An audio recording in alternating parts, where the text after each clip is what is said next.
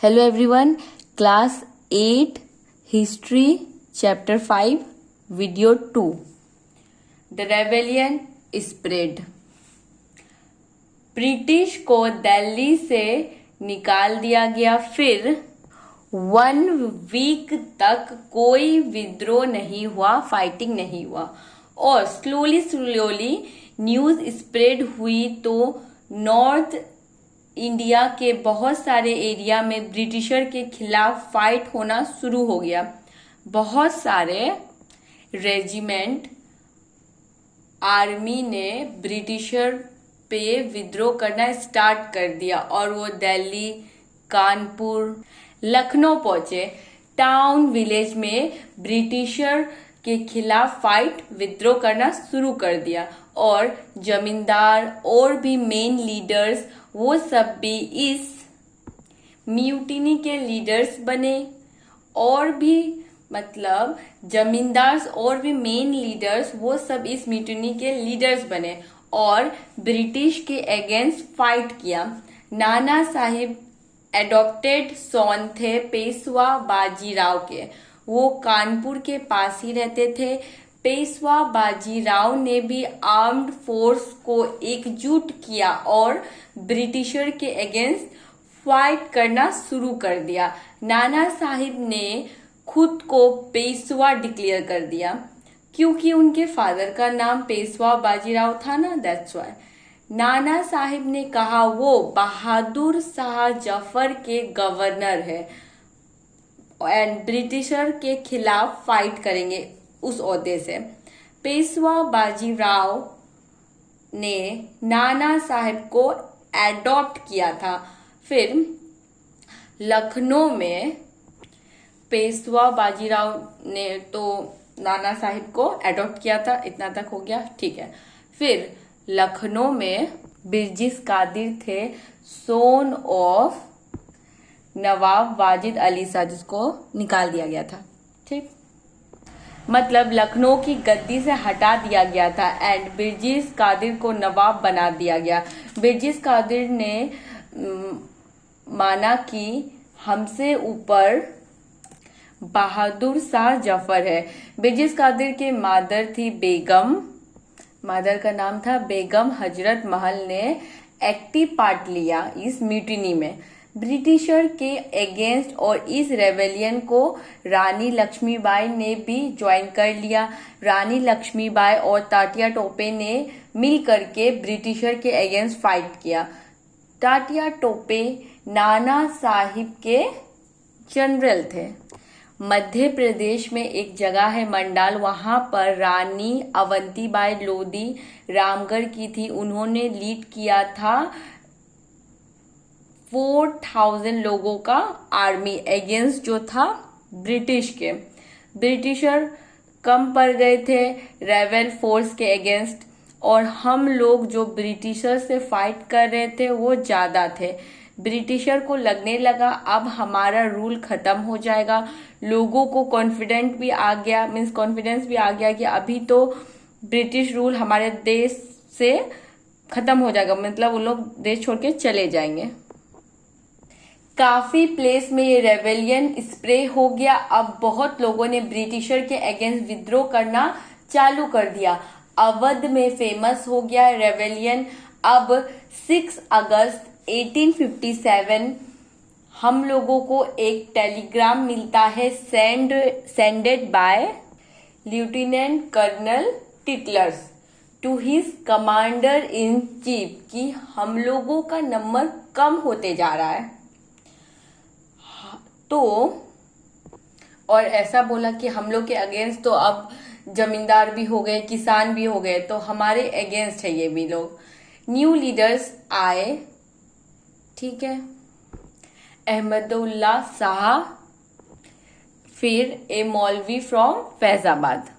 अहमदुल्ला शाह फैजाबाद के हैं। अहमदुल्ला जो फैजाबाद के थे, कौन कहाँ में है उसको अच्छा से समझना है, मीन्स कौन कहाँ से थे। इन्होंने ये भविष्यवाणी की कि अब ब्रिटिश रूल जल्दी ही खत्म हो जाएगा, मतलब ब्रिटिश जो रूल कर रहे हैं वो खत्म हो जाएगा। पीपल ने ये भविष्यवाणी को क्या किया, सपोर्ट किया। लखनऊ आए ब्रिटिश से फाइट करने के लिए। दिल्ली में जो large number of religion warrior है वो साथ में आए, ब्रिटिश के खिलाफ फाइट करी। ठीक। भक्त खान सोल्जर थे, कहाँ के, बरेली के। उन्होंने चार्ज लिया था फाइट का दिल्ली में। ही बिकम ए की military leader of the rebellion and Bihar में, ठीक है, ए की military leader of the rebellion. और बिहार में जो ओल्ड जमींदार थे कुंवर सिंह रेबेलियन को ज्वाइन किया। रेबेलियन और ब्रिटिशर के साथ कई मंथ बैटल्स हुआ, अलग अलग जगह से लोग एकजुट होके ब्रिटिशर के अगेंस्ट फाइट किया था। The company fights back. Company ने सोचा ये जो रिवोल्ट आया है खत्म कर दिया जाए। इंडिया में जो हमारे सैनिक थे अगेंस्ट खड़े हो रहे थे, अब हमें न्यू रीइंफोर्समेंट लाना पड़ेगा इंग्लैंड से, क्योंकि इंडिया में तो जो सैनिक ब्रिटिश के सपोर्ट में थे अब वो उनके अगेंस्ट में है, तो फाइट कर रहे हैं। उन लोगों को समझ आ गया कि कितना टॉर्चर किया ब्रिटिश ने। तो क्या हुआ, तो ये क्या न्यू उन लोग को इन्फोर्समेंट लाना पड़ा ब्रिटिश को इंग्लैंड से। तो ब्रिटिश ने सोल्जर्स, कमांडर्स लाए। ब्रिटिश की पावर फिर से जो है पहली वाली पावर्स को लाने के लिए हेल्प कर रहे हैं। ऐसा लोग पास करा कि जो लोग ब्रिटिशर के अगेंस्ट गए हैं उनको पकड़ के पनिशमेंट दिया जाएगा। ऐसा करने से लोग डर जाएंगे। ब्रिटिशर ने सोचा दिल्ली बहादुर शाह जफर की वजह से लोग ज्यादा उछल रहे हैं, कॉन्फिडेंस, तो चलो पहले दिल्ली को ही रिकैप्चर्ड करते हैं from the rebel force in सितंबर 1857। मई में दिल्ली को कैप्चर किया था। कुछ मंथ ही एंजॉय कर पाए दिल्ली की गद्दी। फिर बहादुर शाह जफर फिर 12 सितंबर 1857 में ब्रिटिश ईस्ट इंडिया कंपनी ने दिल्ली को कैप्चर कर दिया। एक मैसेज लोगों तक ये ही गया कि जिसके पावर में तुम सब इतने कॉन्फिडेंस में आ रहे थे वही कैप्चर कर लिया ब्रिटिशर ने। Bahadur Shah Zafar and his wife Begum Zeenat Mahal were sent to jail. Jail में भेज दिया गया, रंगून में, ये है म्यांमार, दूर भेज दिया, मतलब जेल इसलिए भी भेजा ताकि लोगों का कॉन्फिडेंस खत्म हो जाए। जेल में बहादुर शाह जफर मर भी जाते हैं। रेबेलियन खत्म नहीं हुआ बल्कि ब्रिटिश पावर स्ट्रॉन्ग होने लगी। हमारे रेबल्स में एकता पर नहीं बन पा रहा था, इसलिए ब्रिटिशर के लिए मजा था। दिल्ली कैप्चर किया ब्रिटिशर ने। अब दिल्ली के बाद लखनऊ पहुंचे, 1 बाय 1 कैप्चर किया और हमारे जगह को कैप्चर कर लिया और हराना शुरू कर दिया। और रिवोल्ट के जो सेंटर थे ना ब्रिटिशर के लिए, वो सबको ब्रिटिशर ने रिकैप्चर करना शुरू कर दिया। ये सब कैप्चर करने में ब्रिटिशर को 2 साल लग गए। पॉपुलर रेबेलियन को खत्म करते करते ब्रिटिशर को 2 साल लग गए। फिर कंपनी फाइट्स बैक।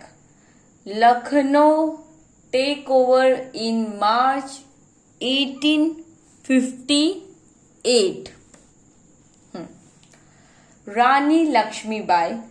लखनऊ फिर से ब्रिटिश के कब्जे में आ गया। मार्च 1858 में रानी लक्ष्मीबाई ने फाइट भी किया, फिर हार भी गई और मर भी गई।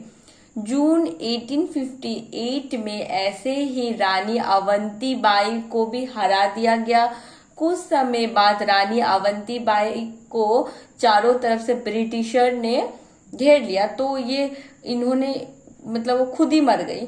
तात्या टोपे जंगल में भाग गए और गोरिल्ला वार करना शुरू कर दिया। मीन्स जंगलों में छुप करके फाइट करना। बहुत सारे ट्राइबल और जो किसान लीडर का सपोर्ट मिला उन्हें, और तात्या टोपे पकड़े गए और मारे गए अप्रैल 1859 में। जब देखा ब्रिटिश जीत रही है और वो सब हार रहे हैं, तो ब्रिटिश के मतलब ब्रिटिशर के अगेंस्ट जो लड़ रहे थे, अब वो ब्रिटिश के सपोर्ट में आ गए। ब्रिटिशर ने भी सोचा जो हम लोगों की रॉयल्टी जो खो गई है लोगों के प्रति, मतलब लोग जो ब्रिटिश के प्रति जो रॉयल्टी खो दिए हैं वो वापस ले। बोला ब्रिटिशर ने बोला अगर आप व्हाइट पीपल को नहीं मारेंगे तो हम आपको जो लैंड है और राइट है आपका जमीन का, हम आपको वापस दे देंगे। मीन्स आपको वापस मिल जाएगा अगर आप हमारे खिलाफ फाइट नहीं करेंगे तो। जमींदार को भी लगा ठीक है, जमीन वापस मिल ही रही है तो हम ब्रिटिशर के सपोर्ट में ही कर देते। एक तरह से जमींदार को लगा हम सेफ है, जमीन पे हक मिल रहा है। उन लोगों की कंडीशन भी सही नहीं थी तो धोखा दे दिया इंडियंस को, और ब्रिटिशर ने मतलब ब्रिटिश से मिल गए। और जो 100 नंबर ऑफ जो सिपाही थे, रेबल थे, नवाब राजा जो ब्रिटिशर के अगेंस्ट फाइट कर रहे थे, उनको हैंग कर दिया गया, फांसी दे दी। फिर लैंड तो वापस दे दिया ही, और एडॉप्टेड, और ये भी बोला जो एडॉप्टेड सोन को भी एक्सेप्ट कर लेंगे, लेकिन बदले में तुम सबको रेबेलियन जो कर रहे उसको छोड़ना पड़ेगा। मतलब ये कंडीशन रखी कि लैंड भी दे देगा, हक भी दे देगा, और जो पहले नियम था कि एडॉप्टेड सोन को राजा नहीं बनेगा वो भी मान लेगा, लेकिन बदले में जो रेबेलियन हो रहा है वो सबको छोड़ना होगा। Next, after math in of 1859 तक फिर से ब्रिटिश ने हम पे कब्जा जमा लिया, बट पॉलिसी में चेंज आई। जैसे राजा लोग के प्लेस को हथिया लेते थे ना, वो अब नहीं कर सकते। ऐसे टाइप इसलिए भी उठाया ताकि फिर रेबेलियन ना हो। पहले चेंज जो ब्रिटिश ने लाया, एक एक्ट हुआ ब्रिटिश पार्लियामेंट में पास्ट 1858 में कि ईस्ट इंडिया कंपनी की सारी पावर दे दी जाएगी। फिर किसको? ब्रिटिश क्राउन को, मीन्स ब्रिटिश के क्वीन को, किंग और क्वीन को। ईस्ट इंडिया कंपनी तो एक नॉर्मल कंपनी थी जो रूल करती थी। ब्रिटिश गवर्नमेंट ने सोचा ये रेबेलियन दोबारा नहीं होना चाहिए, तो एक चाल चली ब्रिटिश गवर्नमेंट। पहला हमें रूल कर रही थी ब्रिटिश कौन? ईस्ट इंडिया कंपनी, एक कंपनी, लेकिन अब कंपनी से पावर चली गई ब्रिटिश क्राउन को। ब्रिटिश पार्लियामेंट ने ऐसा एक्ट पास किया, अभी पढ़ा ना कि 1858 में कि नाउ अब से कंपनी से पावर जो रेस्पॉन्सिबिलिटी अब आ जाएगी ब्रिटिश क्राउन के पास, ब्रिटिश गवर्नमेंट के पास। ब्रिटेन में उनके कैबिनेट है, वहां उनको secretary of state of India बनाया जाएगा। उनको इंडियन काउंसिल दिया जाएगा, टीम भी देंगे, और यही इंडियन काउंसिल ही रेस्पॉन्सिबल होंगे इंडिया के एडमिनिस्ट्रेशन में। गवर्नर जनरल ऑफ इंडिया बोलते थे, लेकिन अब इनका नाम भी, पहले जो सारा काम संभालते थे उसको गवर्नर जनरल बोलते थे, अब वाइसरॉय बोलेंगे, जब से ब्रिटिश क्राउन सब रेस्पॉन्सिबिलिटी संभालने लगी तब से। और ब्रिटिश का वो जो वाइसरॉय जो डायरेक्ट रेस्पॉन्सिबिलिटी हो गया, मीन्स पर्सनल, वो क्राउन का पर्सनल रिप्रेजेंटेटिव था। ये सब बात इंडिया की बताएगा। British government accepted direct responsibility for ruling India.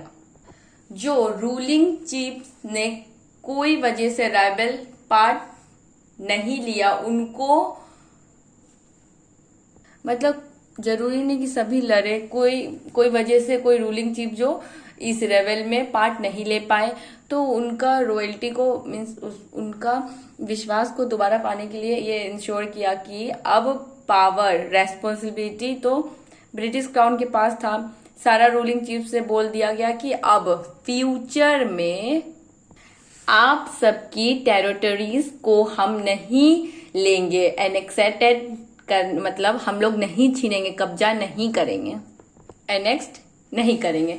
तो ब्रिटिश रूल रानी लक्ष्मीबाई के जो एडॉप्टेड सोन को राजा बने नहीं दिया जा रहा था ना, लेकिन अब खुद के सोन एंड एडॉप्टेड सोन को राजा अपनी गद्दी दे सकते हैं, ऐसा न्यू रूल बनाया गया। और बदले में ये बोला कि आप सब इंडिपेंडेंट नहीं हो, आप सबको हेड मालिक किसको मानना पड़ेगा, ब्रिटिश क्वीन को मानना पड़ेगा। ठीक है।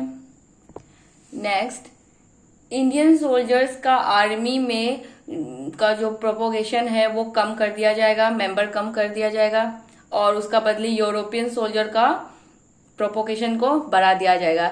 इंडियन के सोल्जर्स को कम कर दिया जाएगा और यूरोपियन के सोल्जर्स का नंबर को बढ़ा दिया जाएगा। फिर ब्रिटिश क्राउन एंड कंपनी, सबको मालूम ही चल गया है कि अगर इंडियन सोल्जर की आर्मी ज्यादा होगी तो फिर से रेवेलियन हो सकता है, इसलिए खुद के लोगों को यूरोपियन सोल्जर के नंबर को बढ़ा दिया गया और इंडिया के कम कर दिया। जो सोल्जर्स थे Awadh, Bihar, central India and south India से, यहाँ से सोल्जर्स को नहीं ले रहे थे, बल्कि अब गोरखा, सिख और पठान को आर्मी में लिया जा रहा था।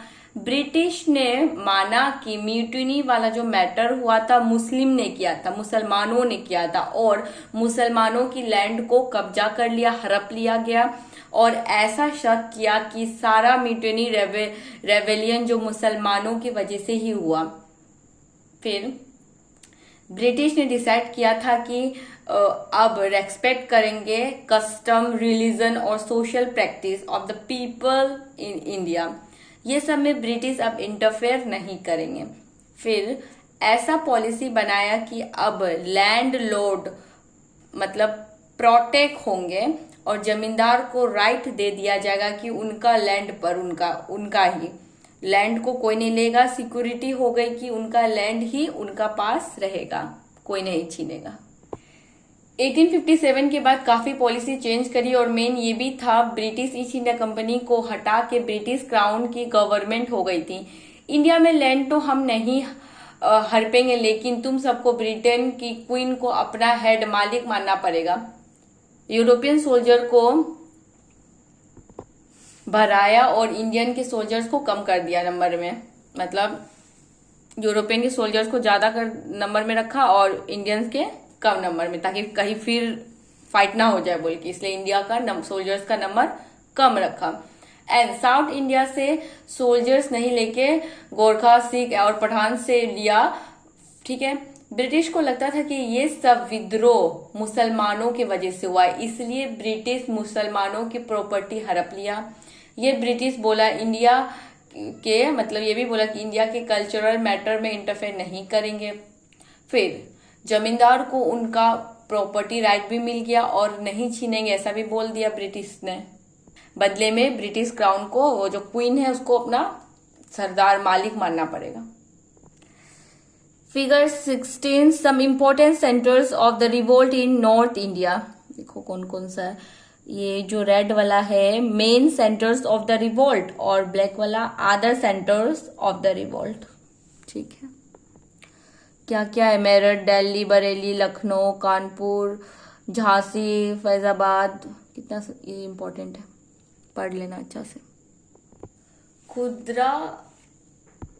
खुर्दा एक प्लेस है ओडिशा में। 1817 में यहाँ पे रेवेलियन हुआ था ब्रिटिश सरकार के अगेंस्ट, और पहले ओडिशा के रूलर का मराठास के साथ फाइट हुआ था, और उसके बाद बहुत सारे लैंड ले लिया था और जगन्नाथ टेम्पल का राइट भी उन्होंने छीन लिया था एडमिनिस्ट्रेशन करने का, टेक केयर करने का।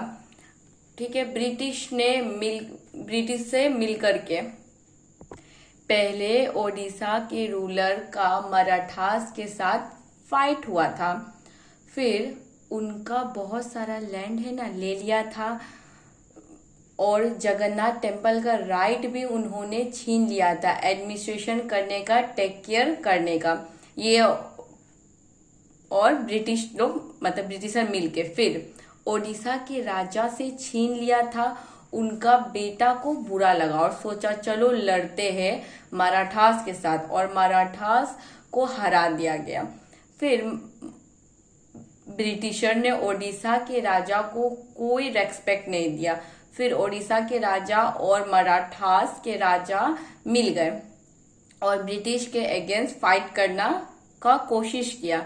ये मैटर क्लोज हो गया, करा दिया गया। फाइट को आगे बढ़ाया